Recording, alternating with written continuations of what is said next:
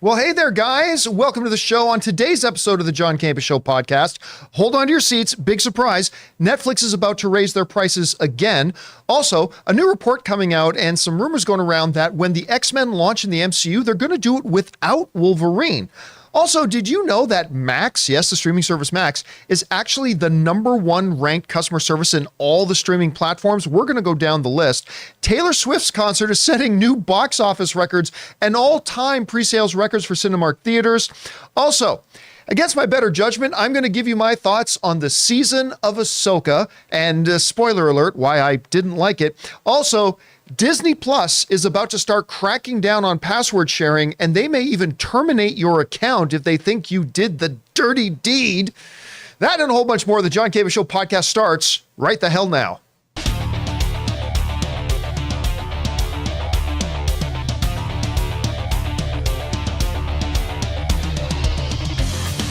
Well, greetings and salutations, everybody. Welcome to the best damn movie-related show on the planet Earth, the John Campea Show podcast, coming to you from right here in our quaint little studio, brought to you in part by our friends at Mint Mobile. I'm, of course, your host, John Campea, and it is an awesome honor and privilege, as it is every single frickin' day, to have you, our international friends, gather around as we talk about our favorite things in the world, movies and movie news, TV and streaming, and all sorts of good stuff. Not just giving you our opinions, but giving you some information and context as well, so you guys can form your own well-informed opinions, whether the exact same or completely different from ours. Joining me in studio today, we got Ray Oro. Hey. Jonathan Voico's here. I am here. Robert Meyer Burnett's usually here on Wednesdays, but he had a last-minute gig he had to go to do, so Chris has been kind enough to join us today. Chris, how you doing? I'm doing great, hanging out in the booth. And most importantly, you guys are here. Thank you so much for being here, making this show part of your day. Here's how the show's going to go. We're going to start off by talking about all those topics I just listed off. Then in the last part of the show, we're going to take questions from our YouTube channel members. Every day we ask our channel members, who are great supporters of our channel, to send in a bunch of topics and questions, and we get through just as many as we can. With that down, let's get into it here, shall we? We're going to start off with this. Kel Supri, Netflix is reportedly going to be raising their prices again. And if this seems like deja vu, you're not mistaken, because this seems like it's happening every 3 days. Of course, it's not every 3 days, but it seems like it's happening at an increasingly rapid rate. Now, look, I've always said that even as the prices have been going up, that I believe at the price it's at, which I believe the current price for a standard, correct me if I'm wrong, the current price for a standard subscription is $15.50 a month, I believe, or it's right around there. And if you want premium, it's $20 a month. And I've contended that even at $15 and change, that Netflix, for what you get, is still actually a value proposition. I mean, what you're getting for that $15 a month that's a lot of content. You're getting an awful lot of stuff. But what do you got there? Standard with ads is $6.99, and then no, that's ad supported. And then standard is $15.49. Okay, so it's $15.50, and then premium is $20. Premium is right? $19.99. Right. So I mean, if you can pay a little bit cheaper if you want the ad supported stuff, but I mean, at some point, we gotta, even if you're somebody like me that you're looking at this and say, yeah, that $15, it's a good value proposition. As it keeps going up, it's going to become less and less of a value proposition. This comes to us from The Verge, who writes the following. As reported by the Wall Street Journal, Netflix will raise prices in several markets globally, starting with the US and Canada. It's still not clear how much Netflix will raise prices, and Netflix declined to comment. Netflix raised prices across all of its plans just last year, bringing the ad-free standard tier to $15.49 a month, plus the premium plan to $19.99 a month. The company also rolled out a $6.99 a month ad-supported plan, and the latter axed its mid-tier $10 a month basic ad-free plan. And again, that comes to us from The Verge. So we don't know how much more they're increasing the price by. It also doesn't specify whether they're just increasing the prices of the standard plan, the ad-free plan, the premium plan. I have a feeling it might be across the board.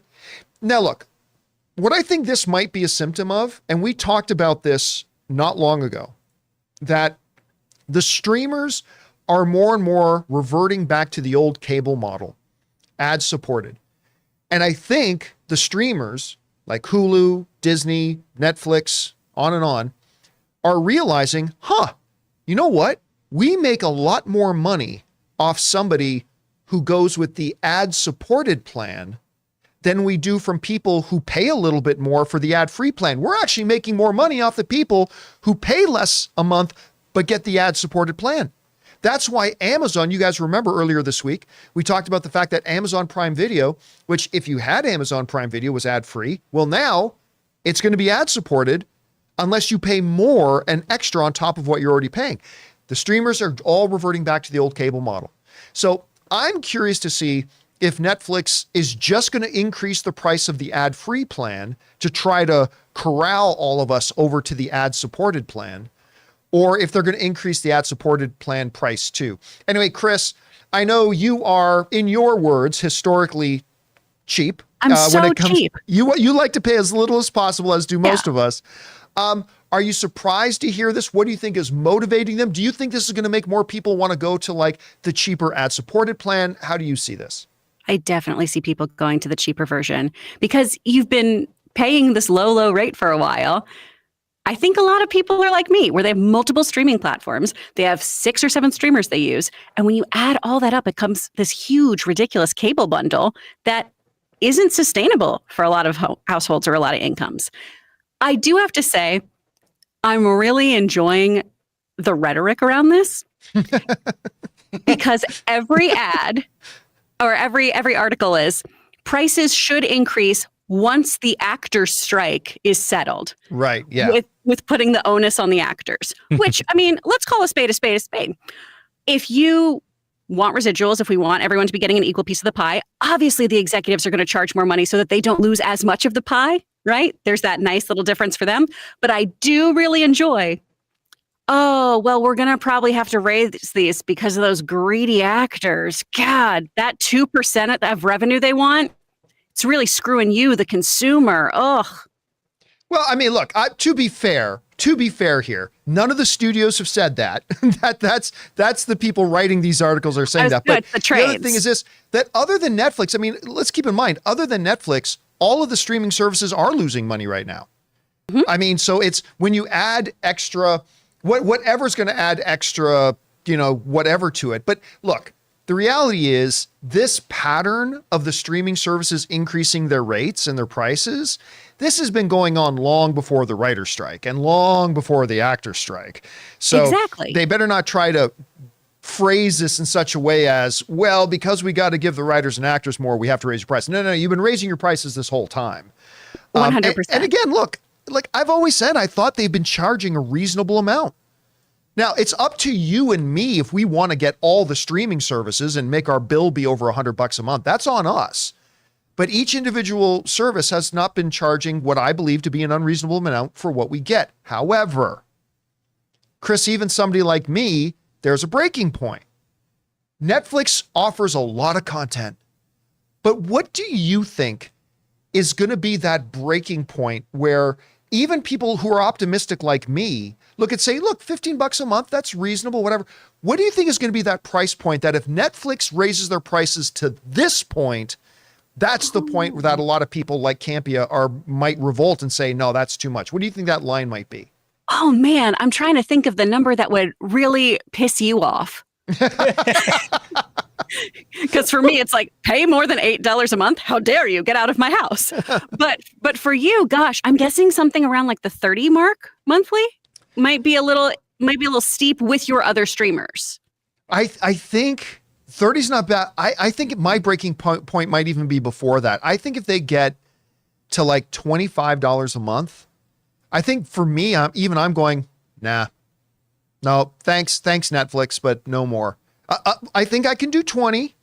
I think I can do $22.95, but I think once it gets to 25, even somebody like me is like, I don't know. I think that's a bit much. I think 20 is the limit for like most people. I think as soon as something goes over $20, that's when I actually start thinking, oh, do I really need this or whatever like that. Well, then because you start looking at your competitors and you're like, Apple TV's charging what right now? Yeah. I mean, it'll go up too, but what is it charging right now?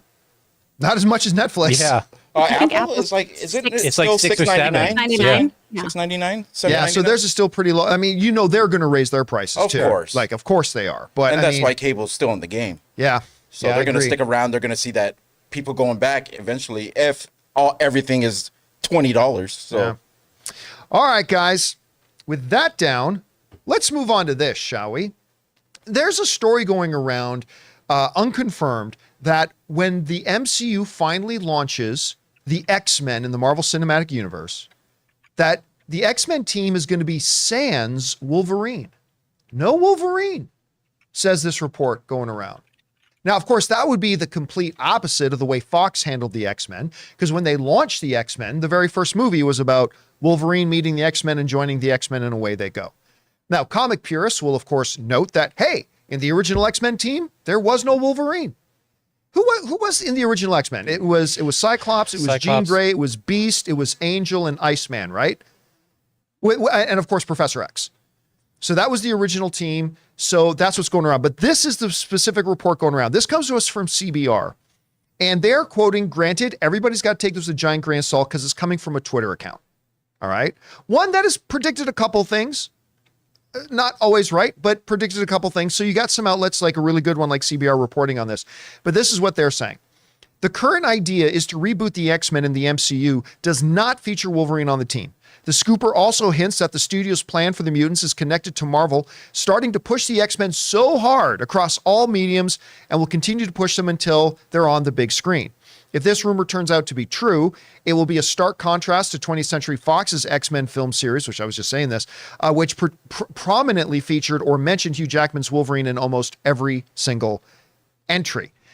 I'm of two minds on this. The one part of me thinks, you know what?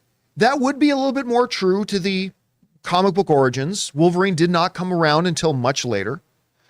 It would also be neat to not lead with your heaviest power hitter, you know, because look, the most popular X-Men character is obviously Wolverine. He just is, right? So it would actually be kind of interesting to not lead. Like, hey, in baseball, Jonathan, you're gonna like this. I'm gonna use a baseball analogy. Whee! I don't even like baseball. Where do you put your heaviest hitter? In the leadoff spot? Nah, you make him bat fourth. You put your best hitter fourth. Because then, you know, hopefully you get a couple guys on base with the first three batters, and you got somebody up who's got a higher potential to knock in those runs, right? So maybe the idea is to bring Wolverine in a little bit later, not have your best come out right off the gate. At the same time, it almost seems important to lead off by having Wolverine there. I mean, again, he is the most popular X-Men character amongst non-comic book fans. I mean, if you go around and ask non-comic book readers, name an X-Man, I don't think I'm being improper by saying I think 80% of those people will say Wolverine before they say Bishop or before they say Blink or before they say Domino or before they say, you know, Cyclops or whatever. Before they say any of them, I think most people are just going to say Wolverine. And if you want to get people on board right away, maybe you should be leading with Wolverine being on the team. All that is to say, I'm intrigued by this idea. I don't know that this is true. I have a feeling Disney won't want to launch without having, you know, Wolverine on that team. I mean, look, when they launched Avengers, they didn't launch with a bunch of B-listers. They launched Avengers by having Captain America, Iron Man, Thor, Hulk. They had all of them on there. So I don't know that Disney would actually want to launch without Wolverine, but I gotta say, okay, if I'm a studio executive, I put Wolverine in the team right away. But as a fan, I got to say I'm intrigued by the idea of not leading with him. Chris, you're hearing this report. First question is, do you think the report is true? And secondly, if you're an exec at Disney, do you start off the X-Men franchise with Wolverine as a part of it, or do you save him for a little bit later? What would you do? I do think there's validity to this. I really, really do. And as an executive, if I am in the seat here, do I want to give everyone the main course, or do I want to start them out with an appetizer? Now, Wolverine didn't show up in the comics until about 1974 in Hulk 181. That was his first performance in comics. And then we don't see him again with the X-Men until 1975 when Charles Xavier recruits him. Right. That, to me, is a more interesting story to tell here, of having that recruitment process, of having your team, kind of like we have in that OG X-Men movie of, oh, okay, Logan's meeting everyone, yada, yada, yada. But I like the idea of having the established X-Men, seeing them, having different window characters, and then bringing in Wolverine, especially because Hugh Jackman is still so fresh for all of us. I mean, he's going to be in Deadpool 3. And I think that's who everyone really associates with it. And while audiences, I think, are quick to move on and accept another person in a role, look at all our Spider-Men, look at all our Batmen. I do think Hugh Jackman has been tied to this character for decades, and giving us a little bit of respite would be really beneficial. And that way, then we can usher in our new Wolverine, who I assume is going to be Daniel Radcliffe. Hey, I've surprisingly gotten on board with you on that. I am on board with Daniel Radcliffe as Wolverine now.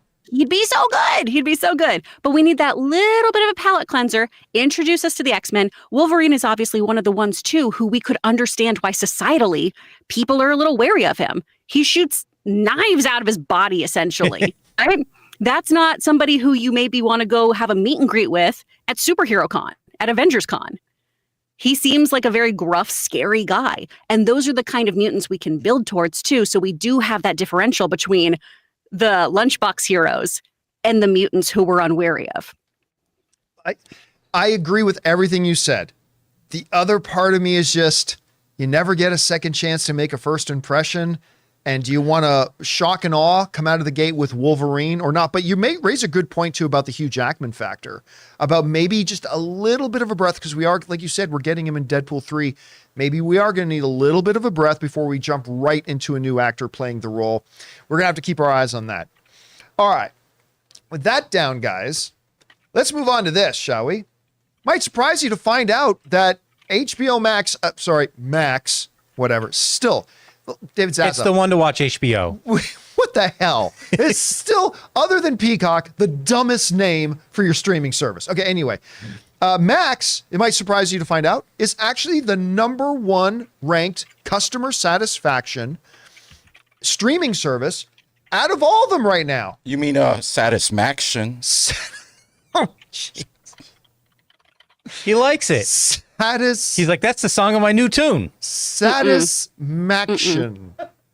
How long, Ray, have you been waiting? I should have just How long kept have it you in been here. waiting for this? Should have just kept it in here and just let you go on. I'm sorry. Go ahead. So, as we go and look at the list, this list is taken from Variety, by the way.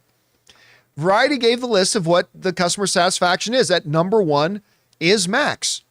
At #2 is Hulu. I'm not surprised to see that one right up there near the top. #3 is Disney Plus. #4 is Apple TV Plus with 81% approval. #5 is Paramount Plus with 79. All the way down at #6 is the biggest streamer in the world, is Netflix at a 77% approval.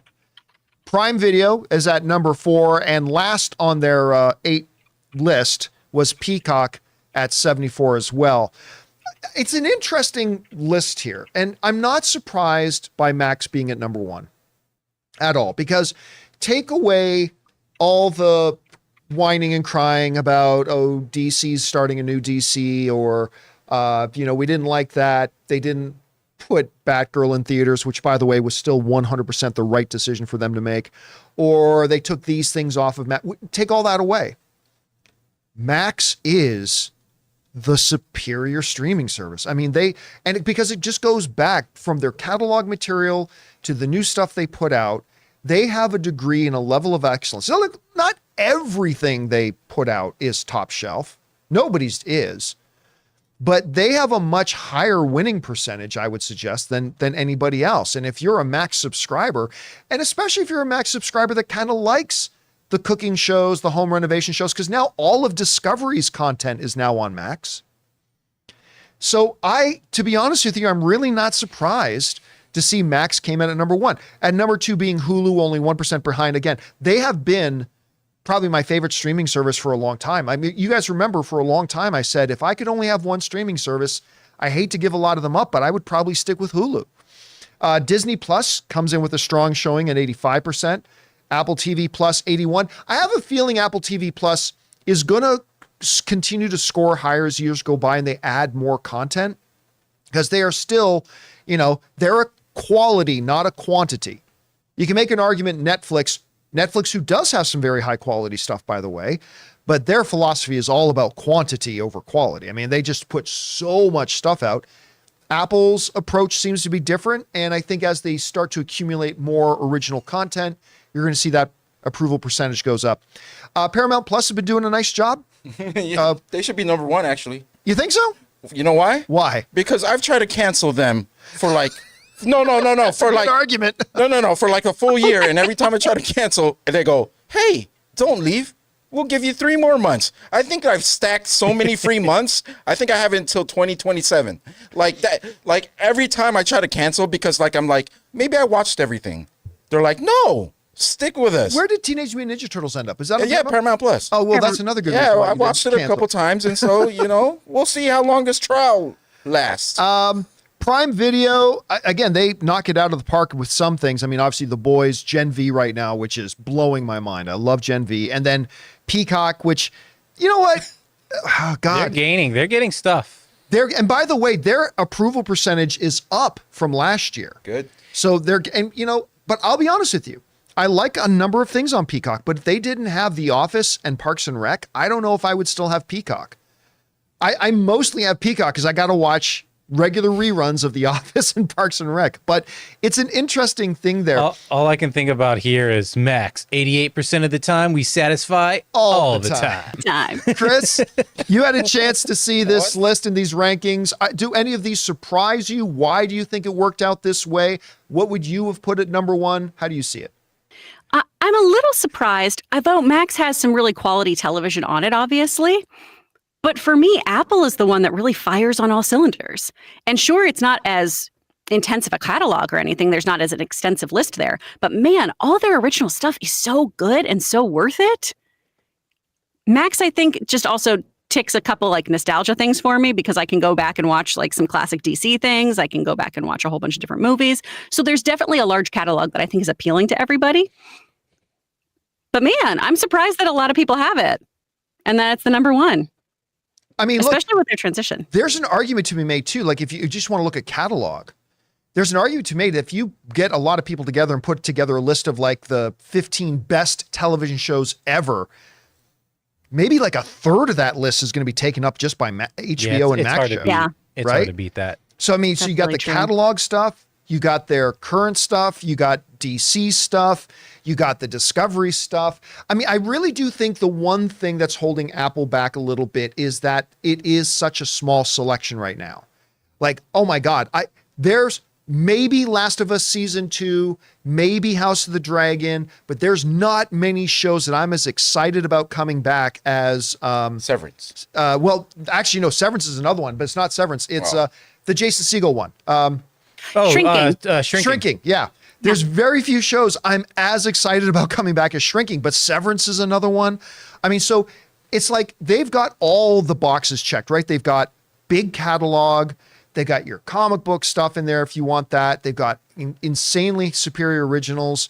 So yeah, they're doing good, but it's good. But I think as Apple starts to add more and more and more, I think you're going to see Apple continue to climb that list. All right.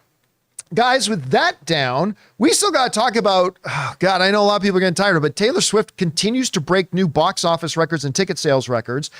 I'm going to give my thoughts on the overall season 1 of Ahsoka. Look, if you're just looking for somebody who's going to tell you that it's great, at that point, you might want to tune out because I'm not going to tell you that it was great. Also, Disney is getting ready to crack down on password sharing to the degree that you might find your account suddenly terminated.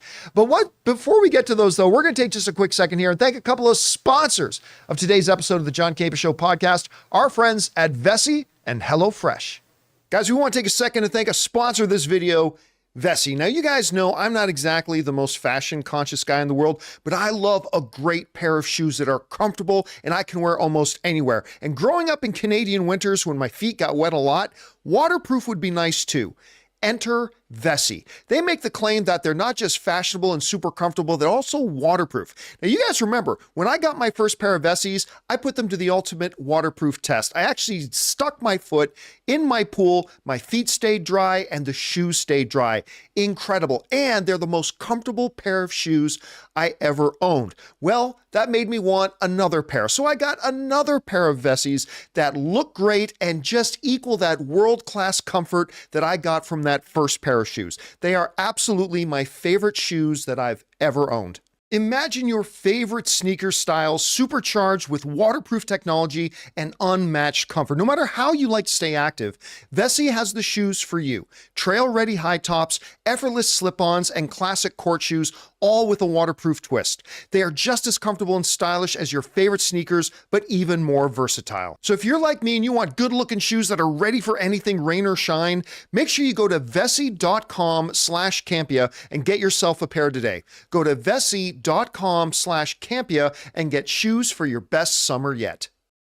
Guys, we want to thank a sponsor of this video, HelloFresh. With HelloFresh, you get farm-fresh, pre-portioned ingredients and seasonal recipes delivered right to your doorstep. Skip trips to the grocery store and count on HelloFresh to make home cooking easy, fun, and affordable. That's why it's America's #1 meal kit. Kickstart a fresh fall routine with HelloFresh. HelloFresh handles all the meal planning and shopping to deliver everything you need to cook up a tasty meal right at home. They do the hard part and you get to take the credit. HelloFresh takes the stress out of mealtime by delivering fresh ingredients and easy recipes right to your door. So this fall, skip that extra trip to the grocery store and have dinner ready in no time with America's #1 meal kit. Like we've mentioned before, Ann and I are both working professionals, and mealtime is sometimes a bit stressful. That's why we absolutely love HelloFresh. It's nutritious, it's delicious, and we actually have a really good time making dinner together. So guys, go to HelloFresh.com/50Campea and use the code 50Campea for 50% off plus free shipping. That's HelloFresh.com/50Campea and use the code 50Campea for 50% off plus free shipping. HelloFresh, America's #1 meal kit. And thank you to our friends at Vessi, most comfortable shoes I've ever worn, and the delicious folks at HelloFresh for sponsoring this episode of the John Campea Show podcast. All right, guys, with that down, let's move on to this, shall we? Are you a Swiftie? You're all Swifties. At least you might think so, because Taylor Swift's concert movie, Eras, coming out on October 13th, continues to smash records. Now, you guys will remember, I think the day or two after tickets went on sale, we did a little exercise. We brought up our AMC app, and we started looking at all the theaters, and they were all sold out. Some of them had 0 seats available. Some of them just had the very front row. Some of them had a couple of singles, but that damn thing was sold out completely. Well, now the numbers continue to be impressive, because CNN is just reporting now that the Eras Tour concert has actually broken the record for one of the big movie theater chains, Cinemark. This is what CNN had to say. Taylor Swift's concert film hasn't even been released yet, and it's already toppling box office records. Cinemark, a theater chain with about 500 locations, said that ticket sales for Taylor Swift's The Eras Tour are, quote unquote, setting domestic pre-sales records with demand 10 times higher than any other film released through the company. The reaction has blown everyone away, Cinemark announced in a press release. Look, I know there are people who do not want to hear anything more about Taylor Swift. However, this is a significant movie story, because first of all, I don't ever remember a movie getting announced and the tickets going on sale the same day. Can you imagine that? Can you imagine like Kevin Feige getting on stage at Comic-Con and saying, and also we're pleased to announce a Bishop movie. I'm just pulling the name of an X-Man out. A Bishop movie. And tickets are on sale now. What? I can't remember that ever happening before, but they announced this Taylor Swift concert movie and then put the tickets on sales that day, crashed ticket sites, crashed the theater sites, sold out all the shows. Crashing football stadiums. Crashing football stadiums. Listen. No. Listen. I saw some stats the other day that said that, actually, here's the thing here. You bring this up. So they were talking about this. Travis Kelce instantly gained 900,000 new Instagram followers. Jeez. The Kelce Brothers podcast, which, by the way, you don't even have to be a sports fan. The New Heights podcast by the Kelce Brothers, it's like Ann's favorite podcast. It's really great. It's really entertaining, but it was the #1 sports podcast in the world. Well, it became the #1 podcast in the world. And Travis Kelce jerseys, the sales on those jerseys went up by 400%. As a matter of fact, Travis's brother, Jason, the one with the beard, his jersey was the #1 selling NFL jersey to women. And after Travis Kelce started dating Taylor Swift, Travis Kelce's jersey became the #1 selling NFL jersey. It's good for commercials, ad space too for the NFL. I mean, no, the NFL loved it. Listen, we watched the Sunday night game the other night, and because, Taylor Swift was there at the stadium cheering on Travis Kelce. And of course, she had Ryan Reynolds and Hugh Jackman. As one does. In the box with her and all that kind of stuff.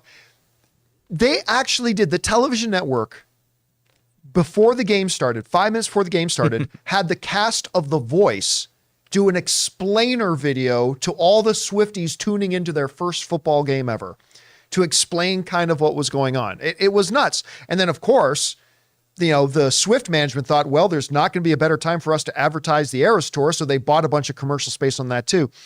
It's been crazy. Listen, right now they're saying that the opening weekend of this concert video movie is going to be $100 to $125 million, which has never been done before. And that's domestic. And that's domestic. And I think those numbers are low. I think there is a possibility. Ray, you'll have to fact check me on this. I think the number one opening weekend of the year is Barbie at $168 million. I think that's the number one opening weekend box office of the year so far. And I think it's 168. I might be off by that. Listen, I'm going to go on record right now. I think there is a possibility. They're projecting 100, 125. I think there's a chance that this concert video exceeds Barbie's opening weekend and becomes the number one box office opening weekend of the year, which is insane. I mean, it's just crazy. But Cinemark is now saying it's broken their record for pre-sales, and it's like 10 times more in demand than any other tickets they have. It is Barbie. It is Barbie as a 168? 155? 155? Okay, so first 3 days in theater. First 3 days? All right, so there you go. 155. I think there's a chance that it beats it.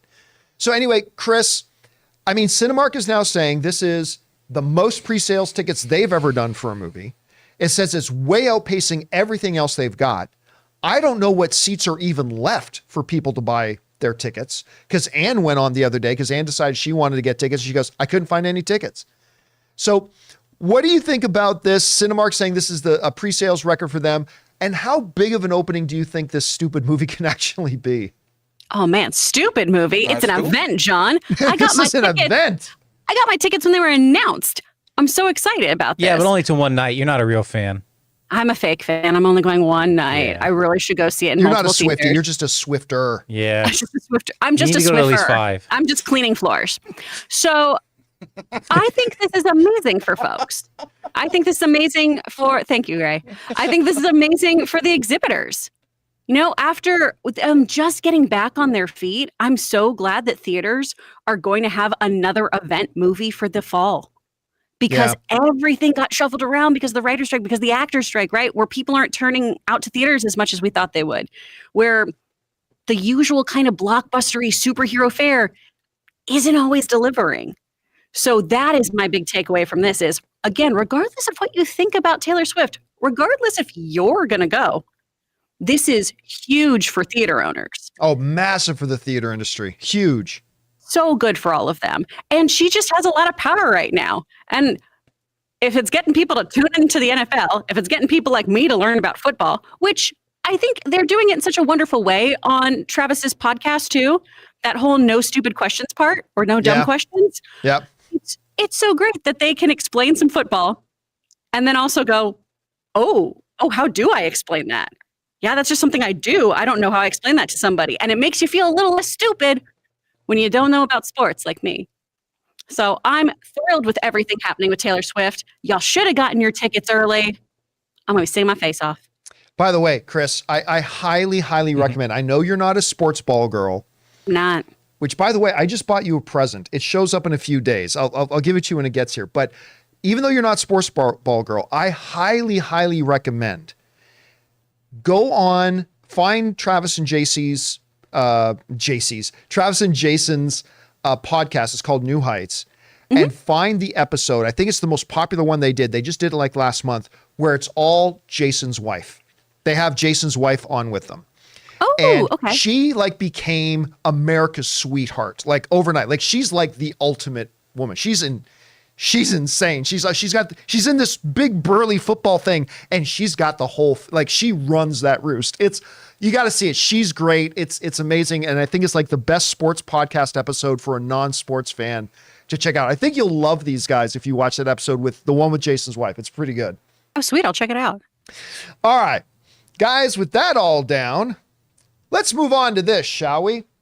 I'm going to talk about this first season of Ahsoka. Now that it's done, and I'm going to give you the heads up warning. I didn't like it. All right. Spoiler alert. I'm going to bury the lead here, or not bury the lead. I didn't like it. And I've had a lot of people asking me, John, we know you don't want to crap talk on stuff. That's why you haven't been reviewing all the individual episodes. But now that's done, can you just tell us why you didn't like it and blah, blah, blah. So it's like, you know what? Okay, this one last time, I will go into it. And the reason I'm going to go into it is because that is actually the topic of today's Mint Mobile Hotline Question of the Day. If you guys have a question or a topic you'd like to hear me address here on the show, go ahead and call Ryan Reynolds' own Mint Mobile Hotline anytime, 24 hours a day, at 951-268-4259. And the topic of today's is clearly about Ahsoka. Check it out. Hey, John and crew. This is Ben calling from Ohio. I know you said you tapped out of Ahsoka, but I finished the series last night, and I found it to be a mixed bag at best. And I really found Dave Filoni's direction to be weak and thought his episodes were clumsy with the writing and dialogue. And I know his big Mandoverse movie is next, so should fans be worried about this movie being as weak as his other live-action episodes? I personally don't have a lot of hope for it, but I wanted to hear your thoughts. Thanks. All right, Ben, thanks a lot for calling that in. Let me set a little bit of groundwork here for those maybe of you who don't know about this. Okay, so I don't like crap talking on things. I rather focus on the things that I like and not spend my time crap talking on things. I know there's other outlets and channels that just like to be negative all the time. I don't like to be that. So after a couple of episodes of Ahsoka, and I mentioned that I wasn't really enjoying it, I decided not to talk about each episode of Ahsoka anymore because I didn't want to rain on the parade of other people who were enjoying it. Like, everybody knew I didn't like it. So why should I spend my time, as Chris Carr would say, yucking on other people's yum? If other people enjoying it, why would I want to interfere with that? So that's why I haven't talked about it. But a lot of people got very angry at me for not talking about Ahsoka. And it's like, look, I just stayed on my principles. I don't like to be negative. I expressed that I didn't like it. Now I'm going to let everybody just enjoy it in peace. So now that the season is over, now that it's all done, I had a lot of people writing to me, can you at least when the season's over, just summarize, why you didn't like it? I'm like, okay, fair enough. So that's what I'm going to do here right now. Now, let me start off with kind of one of the things you mentioned in your call there, Ben, about Dave Filoni. I've said this before. I will say it again. I have all the belief in the world that Dave Filoni is ultimately going to be a very good live action director. Remember, he's very inexperienced when it comes to live action stuff. But I believe he has got the absolute right attitude. He's got a storyteller's kind of mind. But I believe mostly because of his attitude. Again, I've mentioned it before, but that episode of behind the scenes of The Mandalorian, when they on set of the first day he was ever directing anything live action, and he looks at the camera and he says, I don't know what the fuck I'm doing. Other people may have recoiled at that. Me, I went, this guy, there's no limit to how good he can be. There is no limit because he's got that attitude. He is going to soak up information and wisdom from other directors around him. He's going to hone it. It's going to take time, but I still 100% believe in Dave Filoni. And I believe, once he gets over his Ahsoka obsession, I believe he's going to be not a good, I think he's going to be a great live action director one day. I really do.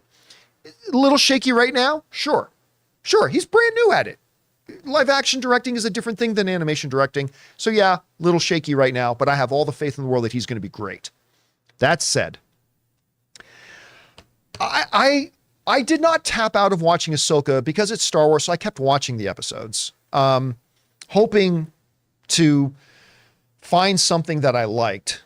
Episode 4, by the way, was spectacular. I loved episode 4. I think episode 4 was a top 5 episode of Star Wars stuff ever. I really do think, as far as Star Wars television stuff goes, I thought episode 4 was remarkable. I really loved it. But listen, I'm sorry, guys. This is nothing but a member berries series. And again, I'm only speaking from my own perspective. If you loved it, that's awesome. People asking me what were my thoughts. I'm just giving you my thoughts, and they are only from my perspective. I am not claiming to speak for anybody else. Okay. At the end of the show, I remember Ann turned to me at the end of the finale and said, so what was this show even about? I'm like, you know what? I don't know. They did an entire sequence where it was like the member berries of people who watched Clone Wars, like where they reenacted a bunch of stuff of Clone Wars and they had Anakin there. But by the end of it and by the end of the series, I talked to a friend of mine who really loved the series. I said, tell me what was the point of that entire episode of Anakin being there? What ultimately narratively was accomplished? And they're like, nothing. I just like seeing Anakin. I'm like, okay, fair enough. Fair enough. But there was literally no point. If you took that entire episode out, it doesn't change anything about the show. I love Rosario Dawson in the role, particularly in the Mandalorian series, but the way they used her in this series, she was tonally very flat. It was, Rob often talks about like very one-dimensional. It was very one tone. There was no dynamic range with the character. And while I love Rosario Dawson and I want to see her continue to play this character, I think it might behoove them that maybe in some action sequences bring in an action double, because there are some times that she looked a little bit clumsy and slow doing it. I mean, way better than I would have looked if I was doing it, but I think maybe there would have been a good opportunity there once or twice to put in an action body double to do some of the sequences to make them look a little bit more impressive. The logic decisions in this show were also ridiculous. Look, we went back to the whole thing. It's like, wait a minute.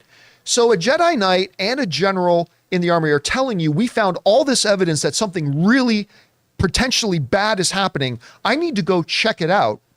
And the Senate says, no? What? Oh, by the way, we can't afford to send the fleet over there. But if you and 5 other people go check it out, then we can send the whole fleet out there to bring you in. Like, what? Like, none of that made sense.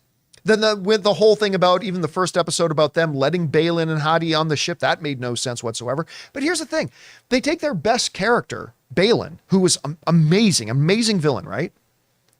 And they set stuff up and they never brought it to resolution. They set it up that Balin had his own thing. Okay, what was that own thing? Oh, we're not going to tell you. Really? And then they set up another mystery. There's only 2 mysteries in this series. One, what was Balin actually doing? And why am I watching this? And why am I watching this is the other one. And the other one was, what's the cargo that Thrawn is loading on his ship? Oh, they're not going to reveal that either? Okay. And in place of actually answering any of the questions that the series brings up, we've got, by the way, I'm spoiling things here. I mean, the show came out yesterday. If you like Ahsoka, you've probably already seen it, but just a little warning, I am spoiling some stuff here. So instead of telling us what Balin was doing, or instead of telling us what's the cargo he's loading up, we get zombies now? So Star Wars has zombies now? Really? Oh, and Sabine never could use the Force before, never had any inclination towards the Force, but suddenly now she can do it. And she's so confident in it that she tells Ezra to jump across this impossible chasm, goes, don't worry, I got it. I moved one lightsaber once with my mind. I'm pretty sure I can hurl you across this chasm. I'm like, really? That's what we're doing? And then Thrawn gives this big speech, right, to his right hand, and he says, all these people have underestimated Jedi before. I will not make that mistake. Oh, okay, Grand Admiral, we're not going to underestimate the Jedi. Cool. What should we do? Send 2 TIE fighters to engage them. 2? We just saw in the Star Destroyer hangar deck, you got like 30 TIE fighters, man. You just said, let's not underestimate the Jedi.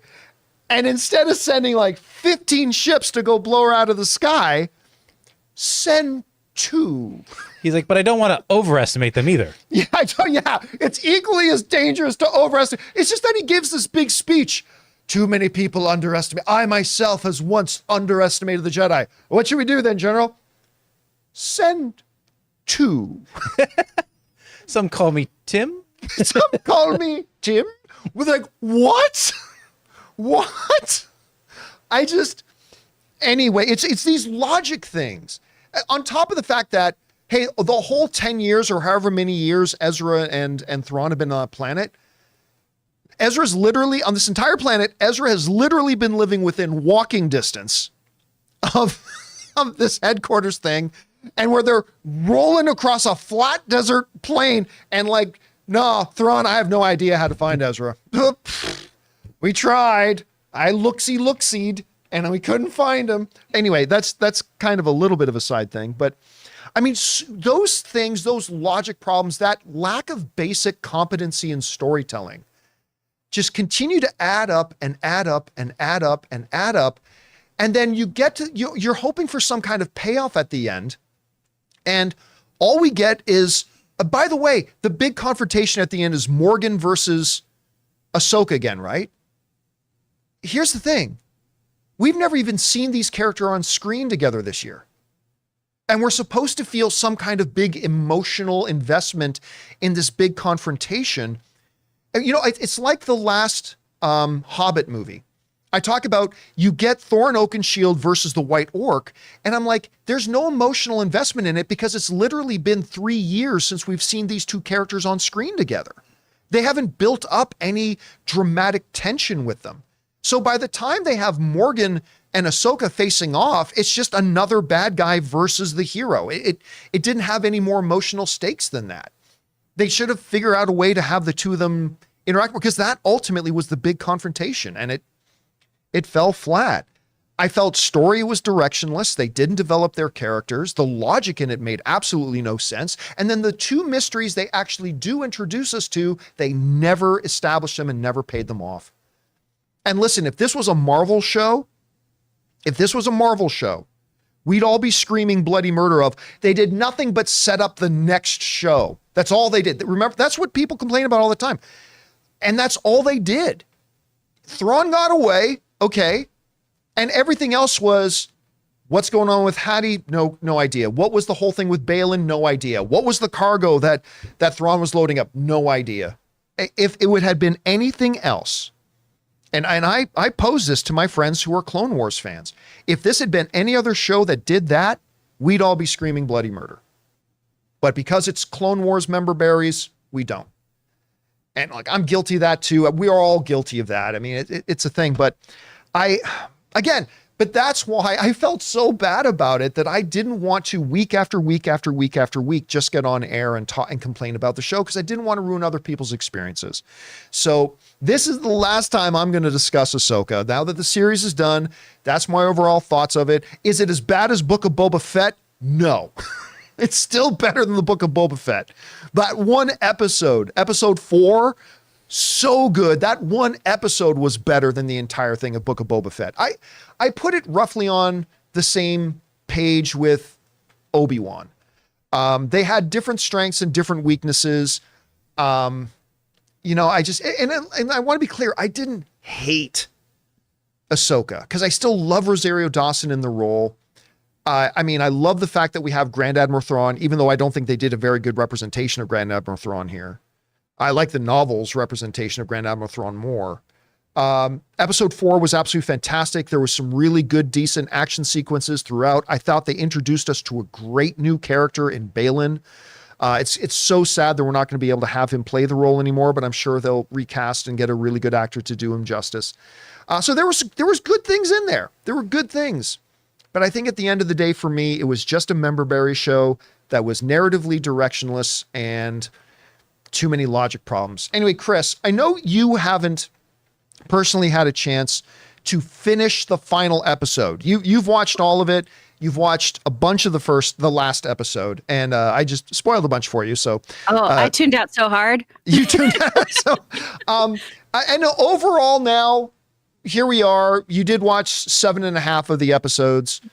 What was your overall impressions of Ahsoka? For the most part, I've enjoyed it. There have been things where I go, "Oh, that's pretty meaningless," or there's a better way to approach this. I wish this kind of thing had more meaning. Ahsoka going to what I assume we can call like the heavy side layer. We'll get cats with it. Like her going to Jedi purgatory, right. All of that. I think we could have had a better payoff there, a better exploration of that. That could have been a really cool, interesting character study. I do think it is a lot of, hey, if you like Rebels, hey, if you like Clone Wars, this is for you. Check out these kind of homages we do to that. Check out this in live action. But I've enjoyed it. I will say, though, I think one of the reasons why people sometimes get really precious with how Star Wars should be is we put it as this kind of pinnacle of sci-fi, and it's not. Star Wars is fantasy. It's dressed up as sci-fi, but it's fantasy. It's always been essentially. I think that's fair. I think calling it more fantasy adventure, I would agree. It's more fantasy adventure than it is. It's got touches of sci-fi, but I think you're right. I agree with you. We dress it up with the science fiction flares, but we don't need to explain the science, which a lot of science fiction does. Don't get me wrong. But it's at the end of the day, it is magic and wizards and things like that, and saving princesses from black knights. So I think sometimes when it doesn't deliver in the way we think it should, we have to revisit A New Hope and say, is this the continuation of this version of this story? Or are these tales now things that I expect so much more from? And we talk about this all the time, too, with how Star Wars can contain multitudes and should. It should tell different types of stories. It should tell different kind of things where it's more spy thriller espionage, things that are more sci-fi heavy, things that are very fantasy. It just doesn't always execute them super well. When it does things where it's more of the tale of the lone samurai, right, the Ronin, that does really, really great stuff. And I think there's some really wonderful moments in Ahsoka, and there's some other things that's more of the payoff is that you're getting a nod to something else you love. And that's a little disappointing. But I definitely haven't had as bad of a time as you. Yeah, there were a lot of times during watching the 8 episodes of Ahsoka where my reaction was, oh, did they really just do that? Oh my God. Yeah, that was me. I wanted to like him. Again, I don't want the negative to completely overshadow the positive. There were good things about it. Made my heart smile to see Ezra and Sabine reunite in the last episode or 2 episodes ago. That made my heart smile. Ezra is fantastic. That's a member berries thing for me because I'm a Rebels fan. I like Star Wars Rebels very, very much. I actually prefer Dave Filoni's Rebels and over his Clone Wars. A lot of people disagree with me on that, and that's fair. But I like seeing that. Again, there were positives. It's just overall, I was just. Yeah, I'm disappointed with the show. I'm disappointed with it, and I hope things can get better. Anyway, with that down, guys, I'm sure some of you want to talk about that in our discussion afterwards too. Let's move on to our final topic here today, shall we? Disney Plus, following in the footsteps of Netflix, is about to do a major crackdown on password sharing, and they're even saying right up front that, listen, when we find people that are password sharing, we may just strictly delete their accounts. This comes to us from Variety, who writes the following. If you're piggybacking on someone else's Disney Plus account, you may soon have to pay up to access the streamer. The Mouse House has notified Disney Plus subscribers in Canada that as of November 1st, unless otherwise permitted by your service tier, you may not share your subscription outside of your household. The notification also informs customers that if the company has determined that a Disney Plus subscriber has violated those terms, quote unquote, we may limit or terminate access to the service and or take any other steps as permitted by this agreement.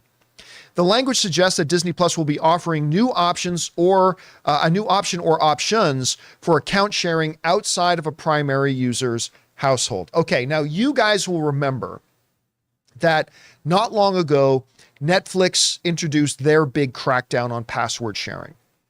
And everybody said, well, that's it. I'm done with Netflix, right? Everybody said this is going to be the death of Netflix. No one's going to want to be on Netflix anymore. But what was the actual truth? What actually happened?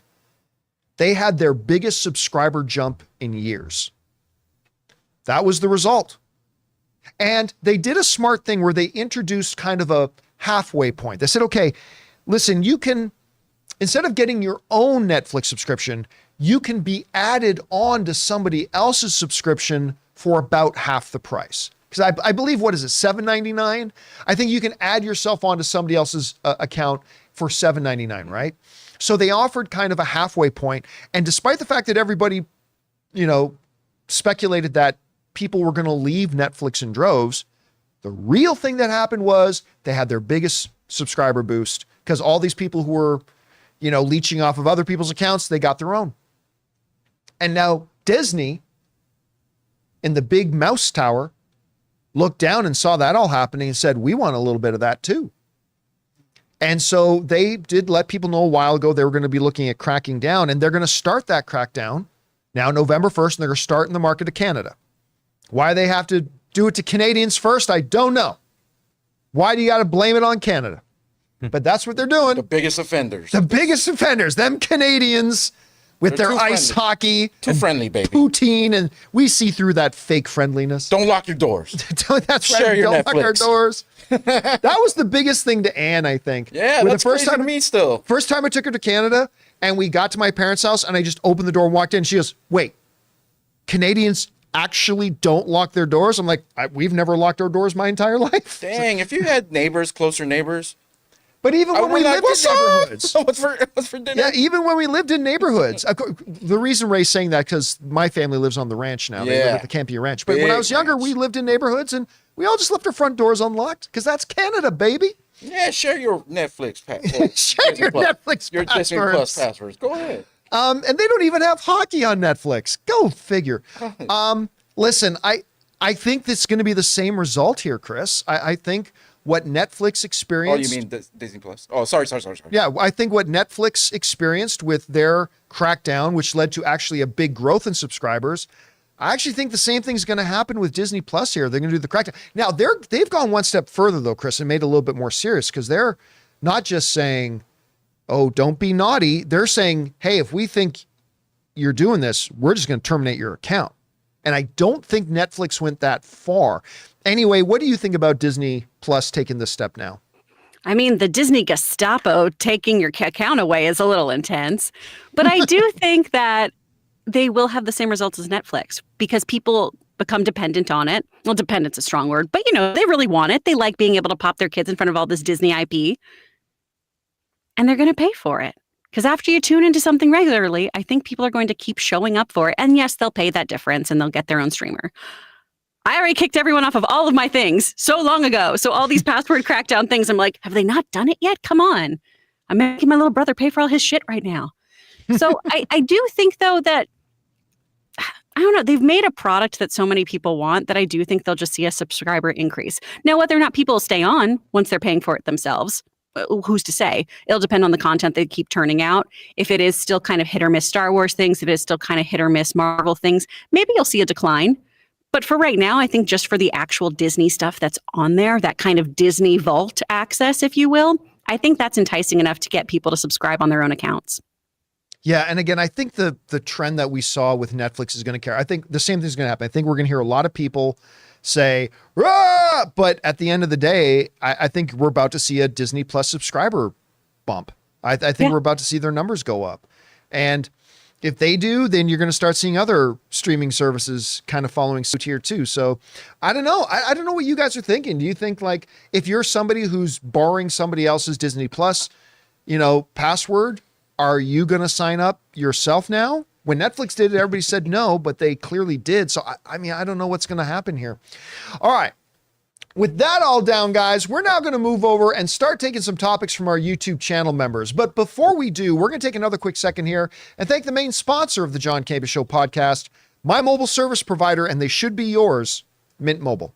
Guys, we want to take a second to thank a sponsor of today's video, Mint Mobile. Signing your life away to a big wireless provider is kind of like being trapped on a roller coaster from hell. Sure, it looks like fun at first. They probably even threw in a free phone, but now you can't get off. Month after month of insane bills and unexpected thrills, like overages and surprise fees. If that sounds like your current big wireless plan, it's time to get off the ride with Mint Mobile. For a limited time, wireless plans from Mint Mobile are just $15 a month. That's unlimited talk, text, and data for just $15 a month. You guys know, before I came to Mint Mobile, I was paying triple what I am paying now on the standard big wireless plan, and I will never go back. All plans come with unlimited talk, text, and high-speed data delivered on the nation's largest 5G network. Use your own phone with any Mint Mobile plan and bring your phone number along with all your existing contacts. To get your new unlimited wireless plan for just $15 a month and get the plan shipped right to your door for free, go to mintmobile.com/Campea. That's mintmobile.com/Campea.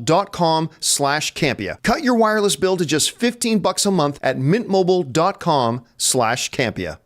And thank you to our friends at Mint Mobile for being the sponsor of the John Campea Show podcast.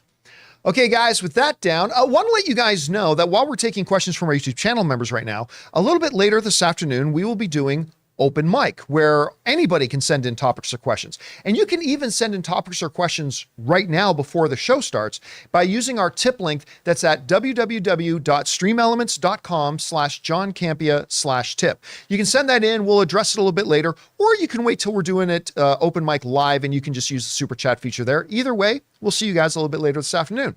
But for now, let's get over to our channel member questions, shall we? What do we got up first, Jonathan? Dr. Stinky is up first. Hey, Campea crew, just got done watching the Thanksgiving trailer. I don't know if you've seen it yet, but there's a line for horror that I think is being crossed here.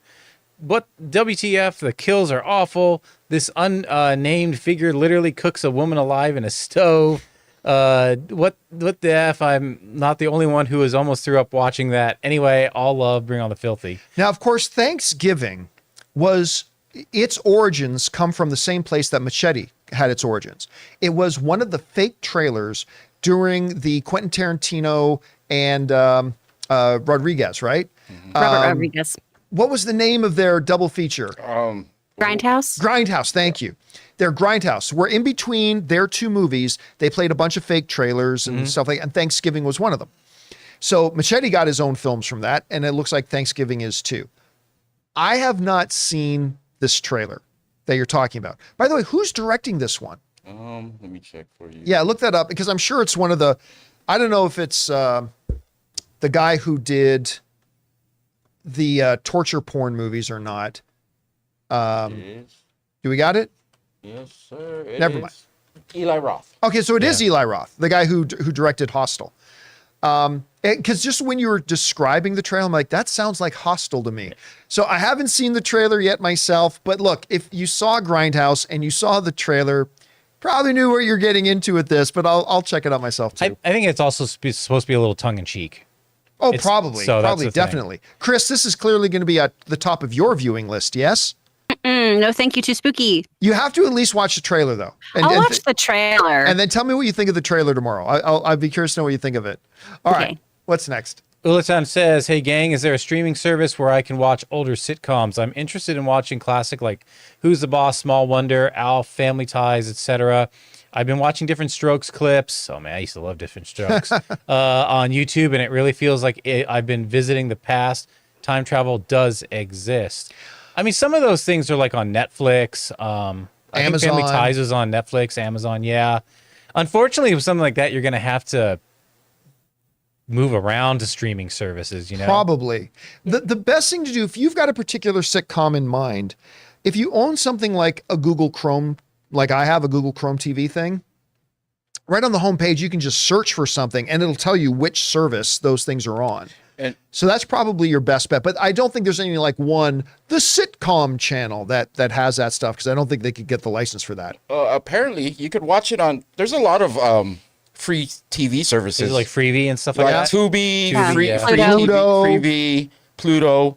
Check those out before you start spending any money, because a lot of those may have what you're looking for. Yeah, good point, Ray. Thanks. It's true. It is like a time machine. It's like, because, you know, technology is so different, way people dressed and talked.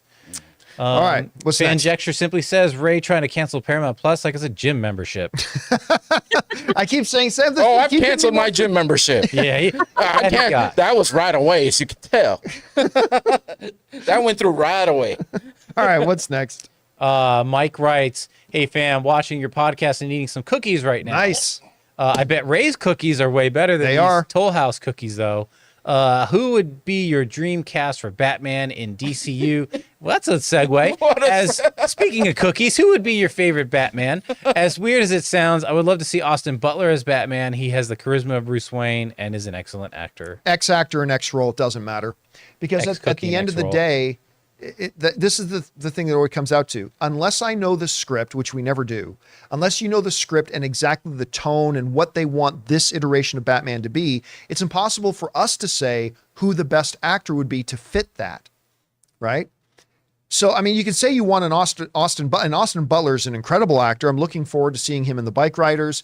I mean, just had an Academy Award nomination. I love Austin Butler. He's great. But I have no idea if he would be a good fit for this DCU Batman, depending on what they're going for. Bike riders, boy. Yeah, like again, I'd like to bring this up. It's an extreme example, but it's a good one. Heath Ledger as Joker. Nobody liked that casting when they announced it. Nobody. Everybody may try to change history now and say, oh no, I always liked it. Liars. Nobody liked that casting when they announced it. It was all Brokeback Mountain boy. Like that's all you heard, right? But we didn't know what kind of Joker Christopher Nolan was going for and what he wanted this particular Joker to be.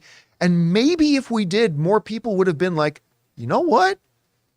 Yeah, Heath Ledger can maybe bring that to it. So that's why when people ask me, who should play this role?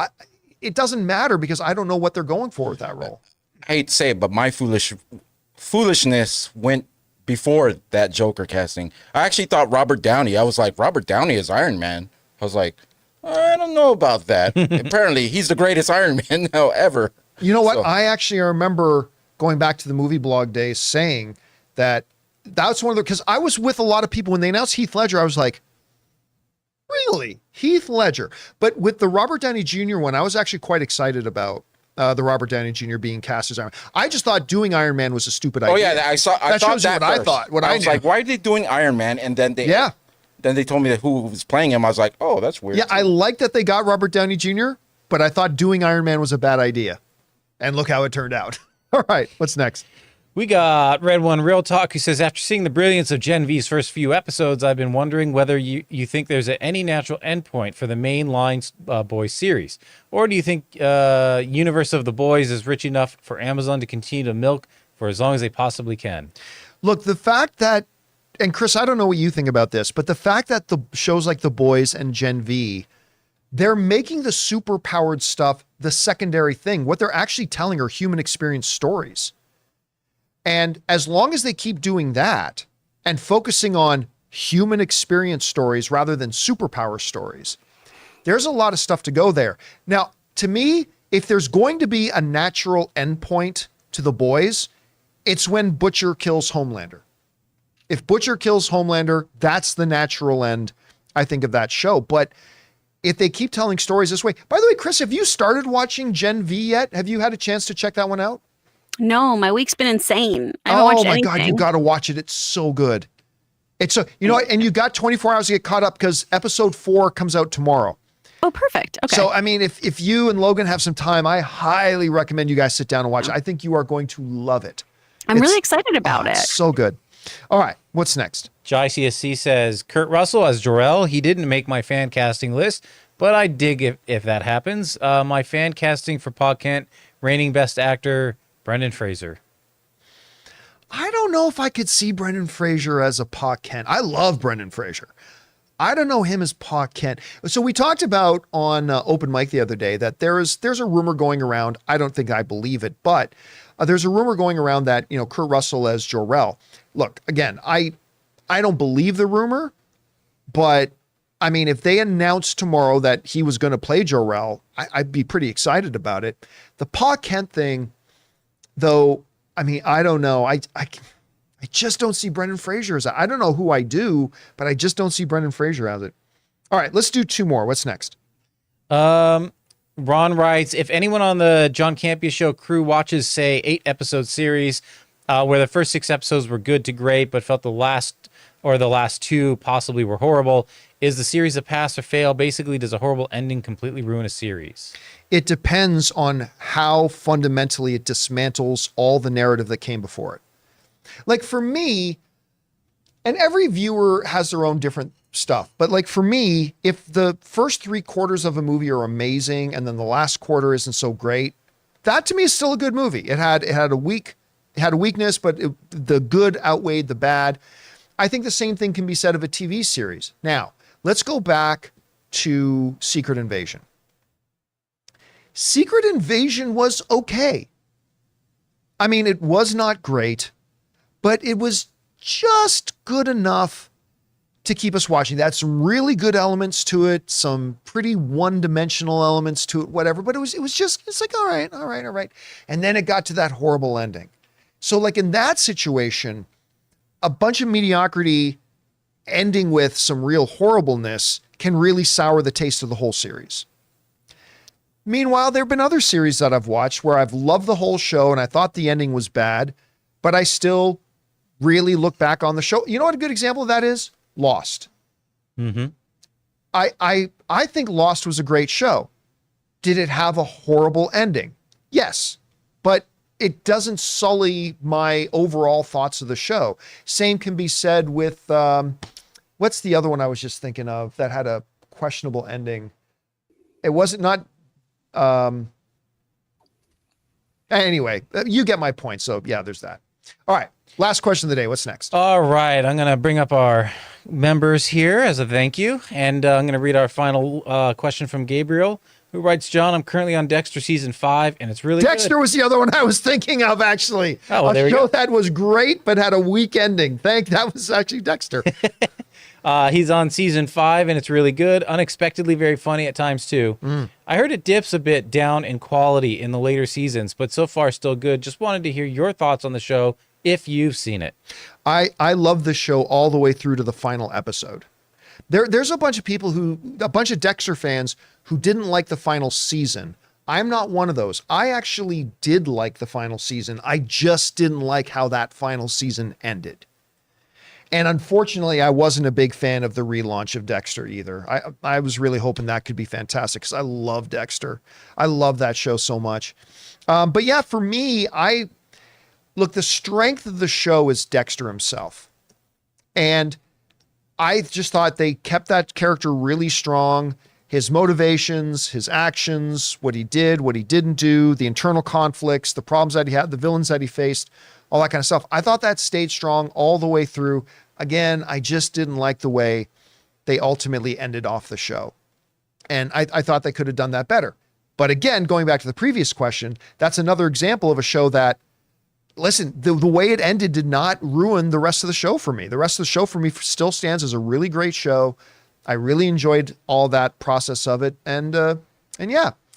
And guys, that'll do it for today's installment of the John Campea Show podcast. Thank you so much for being here and making this show part of your day. Don't forget, a little bit later, a few hours from now, we're going to be doing an open mic. So if you guys want to come on back and join us for that, I look forward to seeing you guys then. And a big special thank you to all of our YouTube channel members for sending in those topics for us to discuss today.